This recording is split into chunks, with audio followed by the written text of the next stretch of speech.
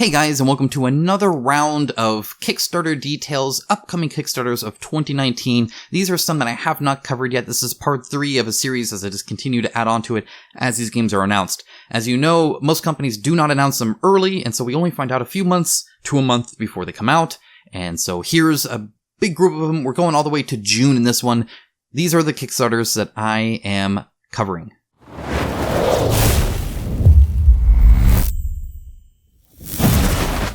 Now, right off the bat, I feel it's important to announce that Batman Gotham City Chronicles Season 2, celebrating the 80th anniversary of Batman, will be coming to Kickstarter June 4th.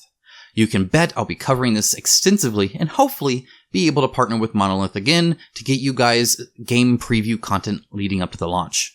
From a high to a bit of a low, Tsukiyumi Full Moon Down is a follow-up to the previous successful Kickstarter that aims to add miniatures for the various factions. The game is for 3 to 5 players with a modular battlefield where players have their chosen factions use cards to fight each other over ownership of tiles, scoring points. It has a bright, colorful, and fairly unique aesthetic, but I very much doubt the miniatures will end up as good as they are now, mainly because of the frequent parts that are very long and very, very skinny. They will either need to be made of a super soft plastic that can bend easily or break, or they'll be broken in shipment or in use. I mean, just look at those wasps, breeders, and stingers. Those antennae on their breeders just simply are not going to work. Or this guy. I'll give you a single guess where you think he might break. It's that obvious once you think about it as a physical piece and not just as a digital sculpt. Remember that just because it looks good as a 3D render doesn't mean it'll make a great miniature. Hopefully they reassess the design of their sculpts to improve upon this, because everything else looks fantastic. Tsukiyumi Full Moon Down will hit Kickstarter very soon on Tuesday, March 19th. For fans of District 9, you'll be very pleased to hear that Weta Workshop will be launching their District 9 the board game on March 26th.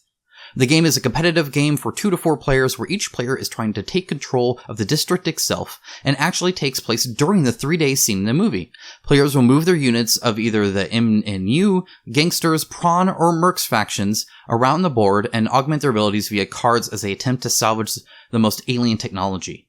In later rounds, it becomes more hectic as the events of the movie unfold during the play session. This seems to be driven by a deck of cards separated by day. Not a whole lot is really known of this, but it certainly sounds interesting. We'll know more come March 26th. And yes, they had a can of cat food on the table with the game display. Coreball is next with an April 16th launch date. Burning Games and Big Child Creatives have worked on an interesting arena grid-based science fiction miniature game for 2 to 4 players. While the idea of an arena with dangerous locations while players play a sport of some kind usually involving a ball is not unique, what is interesting is the sort of press your luck mechanic where as you take actions you build inertia and then at the end of the round you have to move that many squares which can put you in a bad spot, so each action seems to be a calculated risk. Additionally, the way you swap the boards by just changing a paper map underneath some clear plastic is nice and keeps the bulk down.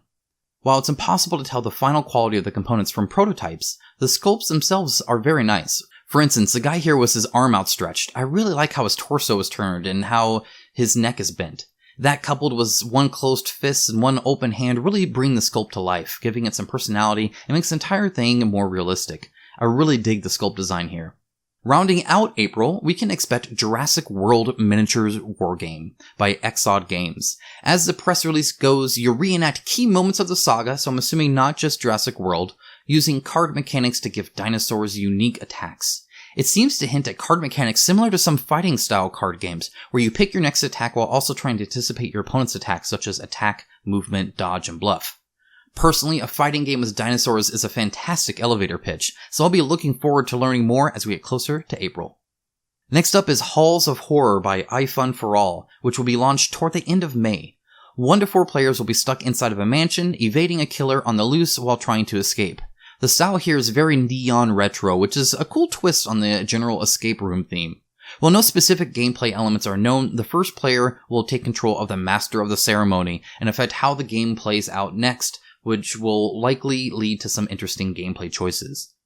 Rounding this list out is Shovel Knight Dungeon Duels by Panda Cult Games, scheduled to launch sometime in the summer of 2019. Based on the super popular video game, it's bound to have a very unique art style and cult following. Sadly, it's a bit early here, so not very much is known yet. And really, guys, that's all I have to share with you right now. There's not a whole lot of info on a lot of these because, again, they kind of piecemeal it out. I'm really looking forward to Bloodborne by Coleman or Not. There's some more info there. I might do a dedicated video to kind of summarizing some of the dev diaries they've been doing there. Let me know in the comments below if you'd be interested in kind of a preview details of the gameplay of Bloodborne from Coleman or Not. Otherwise, we're going to keep looking forward to these as they come up. As I said, March 19th, which is like next Tuesday, is to Tsukiyumi, Full Moon Down. I hope I'm pronouncing that right. And then right after that, the next week is like District 9. And so these games are coming out super quick. But overall, most looking forward to Batman. Of course, it's Batman. I gotta have it. So looking forward to some coverage of that in the future, especially when I get the Season 1 board game. Anyway, guys, thanks so much for watching. If you liked the video, if you found it helpful, if any of these games were like, oh man, I need to add that to the list, give me a like. Let me know that this is something worthwhile to do, that I can track these down and get the information and summarize it for you. If you want to get more info about some of these games I am backing, my reviews of them and unboxings and a critical eye and a very honest opinion of my own, be sure to hit the subscribe button. And even if you are subscribed and you haven't, click that bell icon so you actually see when I upload new videos. I'll be doing something very special with Patreon soon, giving away something to everybody who joins at a certain level. I'll be announcing that at a later time. Right now, it's just kind of the rumblings behind the scenes that you guys don't really get to see unless you are on my Patreon. If you're not and you're interested, link down in the description below. Thanks guys for watching. I'll talk to you soon.